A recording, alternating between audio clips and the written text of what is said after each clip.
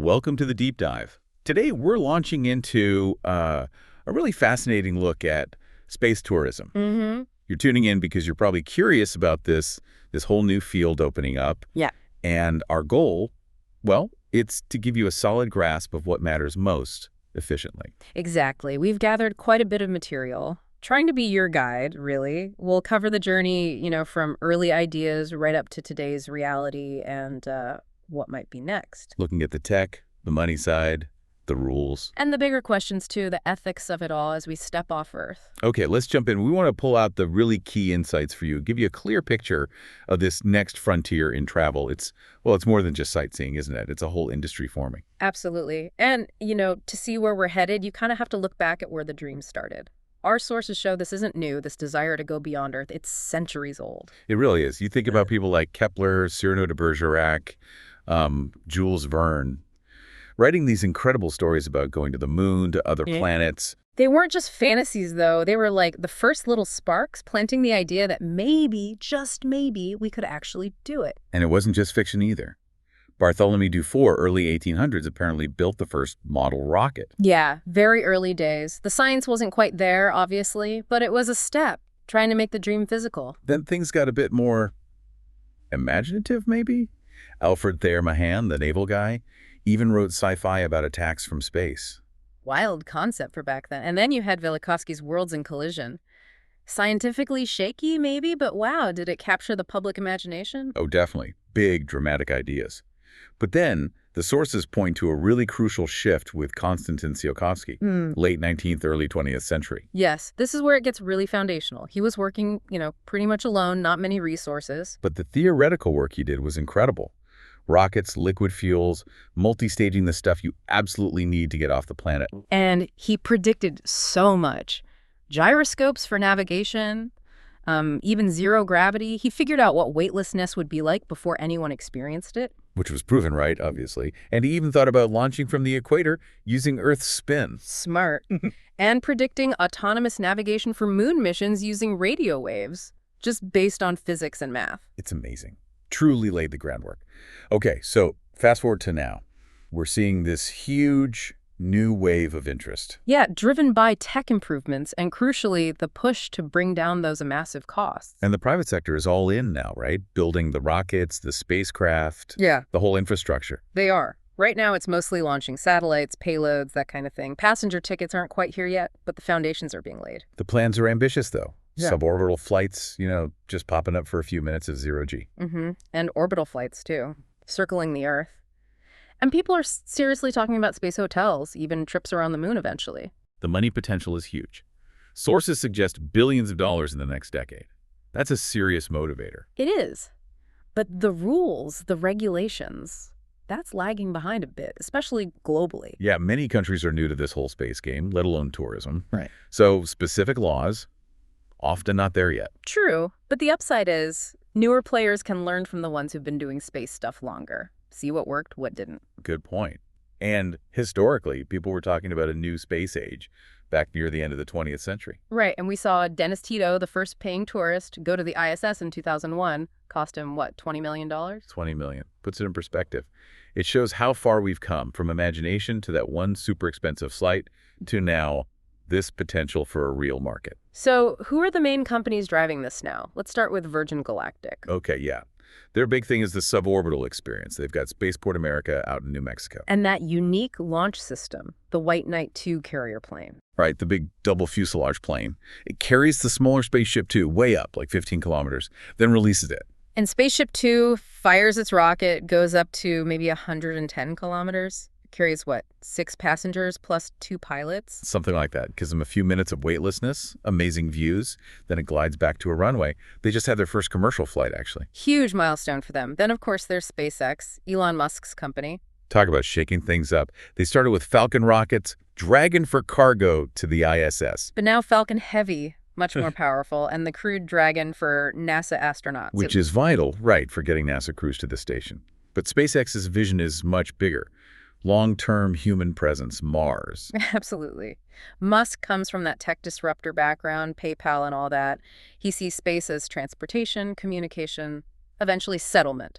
all aiming for lower-cost private funding. They quickly became major players in launching satellites, Yeah. and now, obviously, crucial for the ISS. And the third big one, Blue Origin, Jeff Bezos' company. Their focus seems to be on, well, accessibility and safety, maybe, lowering the barrier to entry. Yeah, that seems right. Their New Shepard is suborbital too, but it's a capsule, not a spaceplane. Vertical takeoff, vertical landing. Like the old Mercury capsules, sort of. But modern, seat 7, big windows, and that pusher escape system for safety. Mm-hmm. And reusability is central for them too. Both the booster and the capsule are designed to fly again and again. Bezos talks about wanting more people to experience space, right? Not just astronauts or billionaires. That's the stated goal. Okay, so those are the players. What about the types of tourism being offered or planned? Suborbital seems the most immediate. Right. These flights go up, cross the line of space, but don't go fast enough to orbit. You get the zero-G, the view. Like astronauts experience, but just for a few minutes, without needing a full orbital launch. You know, there are even things like fighter jet flights that give you a taste of the G-forces. But the commercial interest in actual suborbital spaceflight is booming. It really could open things up, though fitness criteria will be different than for, say, NASA astronauts. For sure. It's interesting. People were predicting affordable suborbital flights decades ago. It's taken a while. Then there's orbital flight, getting into low Earth orbit, LEO, or maybe even higher. That's a bigger step, technically. Right now, LEO basically means the ISS. But some companies are looking at medium Earth orbit, MEO. Why MEO? What are the differences? Well, LEO gives you that constant microgravity, easier communication with Earth. Mm-hmm. But MEO, well, you get longer sunlight periods, which affects some science. And LEO is getting crowded with debris. That's a real problem. But MEO could be good for communication satellites, maybe? Longer view of Earth? Potentially. And for tourists, the view from MEO, thousands of kilometers up, would be incredible, much wider perspective. But it takes more energy, more cost to get there. Maybe that drives engine innovation. And finally, lunar expeditions. Mm-hmm. Going to the moon. Not necessarily setting up shop, maybe not at first, but missions for science, checking out resources, testing tech for Mars. There's definitely renewed interest globally. NASA's Artemis program, commercial companies, everyone's looking at the moon again. The idea is reusable landers, transport systems, maybe within a decade. That's ambitious. Do you need rockets to get there? Spacecraft to orbit? Landers? It's complex. Sources mention different ideas like quick flybys or actual landings. All this relies on new technology, obviously. New spacecraft, better rockets, specialized planning for tourism. Virgin Galactic's air launch is a great example of innovation there. Definitely. Using White Knight 2 gives Spaceship 2 a head start, saves fuel. And using lightweight composites helps its performance. The whole flight's about 2 hours, you said? Yeah. With maybe 5 minutes of weightlessness. Roughly, yeah. And Blue Origin's New Shepard vertical launch, capsule with big windows, automated landing, that's another approach. Focus on reusability, quick turnaround. It's amazing how many companies, big and small, are working on space tech now. Hundreds, globally. Yeah, from high-altitude balloons offering a gentle ride to the edge, right up to plans for orbital station visits. The range is huge. Okay, but with all this activity, safety has to be paramount. That means laws, regulations. Absolutely. You need rules for launch, for operations in space, for re-entry, for protecting people on the ground. We have some frameworks, right? NASA policies, UN guidelines. Mm-hmm. But do they really fit commercial tourism? That's the debate. They were mostly written for government missions, satellites. How do they apply when you have paying passengers? What about liability if something goes wrong on a suborbital flight?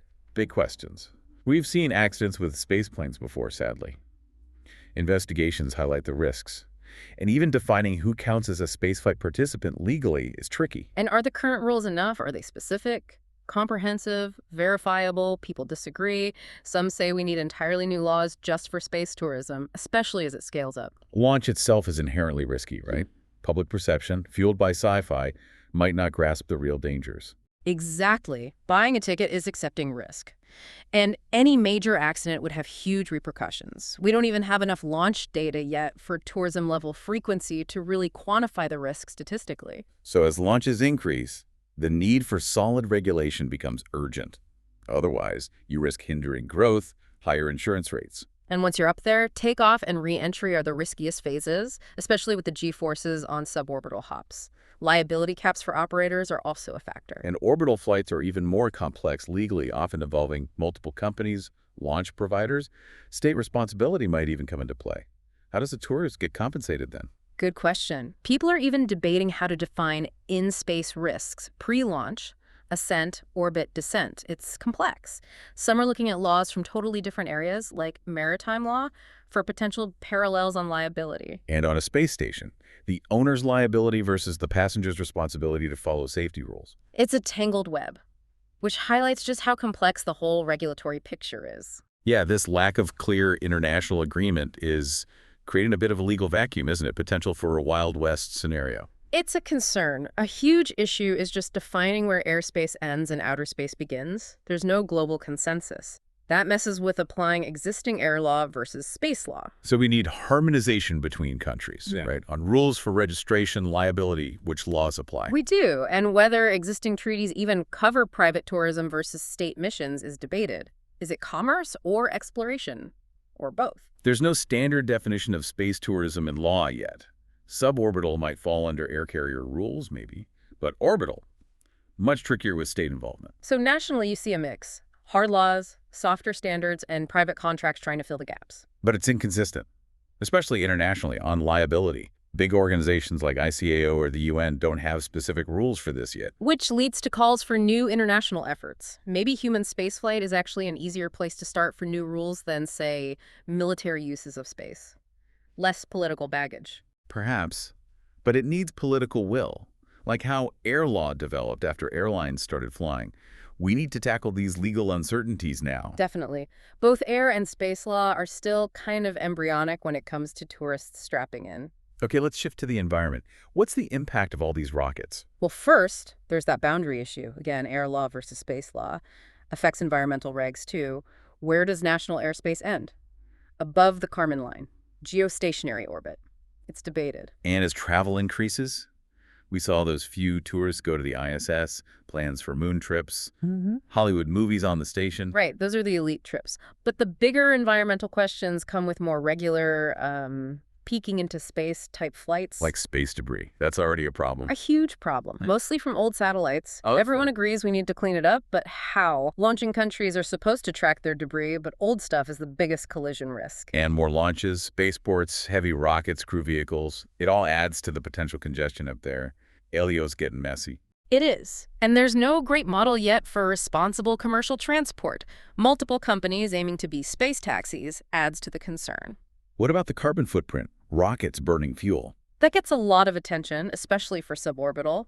But we need to look at the whole life cycle, different fuels, kerosene, methane, hydrogen, oxygen, and consider transport to the launch site, cargo, everything. Some argue for building stuff on the moon or Mars using local resources, right, to cut down on Earth launches. Exactly. In situ resource utilization, ISRU, makes sense long-term for sustainability, though we'll still need stuff from Earth. Bringing metals back from asteroids? Probably not soon. Maybe moving smaller asteroids closer. That's being discussed. Okay, economics. This is a new business frontier. Tito's flight in 2001 sort of opened the door, but it was exclusive. Very. For a long time, it was slow growth. Just space adventures, really, using Russian rockets. But then around 2017, 2018, things picked up speed. That's when Blue Origin and Virgin Galactic announced their suborbital plans. Yep. Yeah. And got a lot of signups, even with uncertainties. Then SpaceX announced lunar trips with Crew Dragon multi-day flights, potentially around the moon. That was a big escalation. What about jobs? This industry must create employment. Projections show billions in the direct market by 2040, maybe part of a, 30-plus billion euro overall space market. And that's not counting normal spaceflight. Things like space hotels, if they happen, would need engineers, designers, hospitality staff. Absolutely. Catering, cleaning, medical, the whole works. Okay. Compared to Earth holidays, hundreds of billions annually. Space tourism might start smaller, maybe tens of billions in 10, 20 years, but that's still significant growth. Plus all the supporting industries, components, training, ground ops, jobs should scale with the market. And the revenue itself, it seems commercially viable now, at least for the wealthy. Demand is there. It is, but it's complex. Customers, operators, regulators, lots of moving parts. LEO destinations are attractive, especially if NASA gets involved. But the engineering challenges remain huge. Cost, safety, comfort, infrastructure. Current tech is still kind of based on older designs too, right? Like shuttle influences. And external factors like orbital slots, debris management, they all impact the economics. Definitely. Okay, let's talk culture. How does the public see this? Still a bit sci-fi. Maybe less so now. Tech advances, publicity. It doesn't seem quite so out there, but skepticism remains. It pushes boundaries, obviously, environment, physical limits. But the downsides are real. Costs, health risks, relying on complex tech. Some issues have solutions, but others, like how acceleration affects older passengers, manageable but costly. And the broader cultural effects, how society changes, could it advance culture or maybe dilute individualism somehow? That sounds a bit abstract. It is, but worth thinking about. Could it speed up our understanding of Earth, our place? Maybe replace old fears like UFOs with a sense of capability, responsibility? Real-time views from space, broadcasts, that could be powerful. Seeing Earth, Mars, the moon regularly. It could. But public perception is key. Is this just for the rich? What's the benefit for everyone else? Good question. Like deep-sea dives or flying high in the atmosphere. Maybe the value isn't just dollars. Knowledge, awe, perspective. Possibly. Seeing Earth from space reportedly changes people. Maybe decision-makers gain valuable insights, though high-ticket prices make it exclusive initially. It's a huge shift, though. From sci-fi to Tito's flight to the X Prize proving private flight was possible, now it's a business plan. For centuries, it was seen as madness. Then the moon landing opened minds. Now it feels almost inevitable, like an extension of the human need to explore, like the wheel, the train, now scientific planes to space. People were writing about daily space travel possibilities way before it looked feasible. Orbiting hotels. Yeah. That idea has been around. Fascination with the edge, driven by tech. Think Copernicus, Kepler, Newton. They changed how we saw the universe, made the moon seem closer, reachable. So the future looks bright, ready for takeoff. It seems that way. NASA's working with private companies for ISS missions. Global tourism, maybe private stations, could follow soon. Lunar trips could see high demand if prices drop and, say, hotels get built. Investors are looking at repurposing old stations or building new spaceports in orbit. Visions get pretty grand. Oh, yeah. Personal space cruisers, giant reusable ships heading to the asteroid belt for mining, colonization. Okay, maybe let's keep our feet slightly closer to Earth for now. Commercial human spaceflight is happening, though. The future feels less fuzzy. Agreed. Suborbital demand seems likely, though price is a limiter. Orbital is tougher, costs are still very high. Lunar might actually compete sooner, offering something truly unique, a space launcher experience. What trends are we seeing? Now, tourism always changes. Pod hotels, remote places. Space is the ultimate remote place, maybe. It's attracting investment, especially from billionaires chasing those sci-fi dreams. Lower-cost satellites are booming, helping everything. Smaller launchers mean cheaper access to orbit, less pollution maybe. Right. It's creating demand, new businesses, a whole generation of engineers, pilots driving a startup culture alongside the big players. The mega-rich are pushing it forward, too. And the tech. Better aerodynamics, materials, engines. That's what's making suborbital feasible now. Cheaper, safer, simpler. Relatively speaking, yes. Key question is, how high do you need to go? 50 miles. 75. The Kármán line. Most aim above 50 miles for the view and weightlessness. Early designs are often two-stage, right? Carrier plane and spacecraft, like the X-15. Seems the initial approach. Single stage to orbit is the dream, bigger capacity, simpler ops maybe, but it's technically harder, will take longer. Two vehicles seems safer and cheaper for now. Let's look at some specific case studies. The legal side is definitely growing. Even back in 2005, after the X Prize, people were talking about treaty obligations, liability issues. And spaceports, a whole new type of architecture, designing passenger terminals, training centers, reflecting the destination. Often in deserts, changing those landscapes. Virgin Galactic, they've been aiming for suborbital since 2006. Spaceship 2, 0G, the view from 60 miles up, launched from White Knight 2. They planned commercial flights starting around 2019, aiming for a couple per week. Streaming flight data online. Liability and insurance are huge for them, and figuring out rules with potential rivals. Blue Origin Bezos wanting reusable EO transport. They picked up a NASA concept, improved it for suborbital tourism, founded 2001. Grown a lot since then. Big focus on propulsion, engine testing, safety, lots of reported customer interest.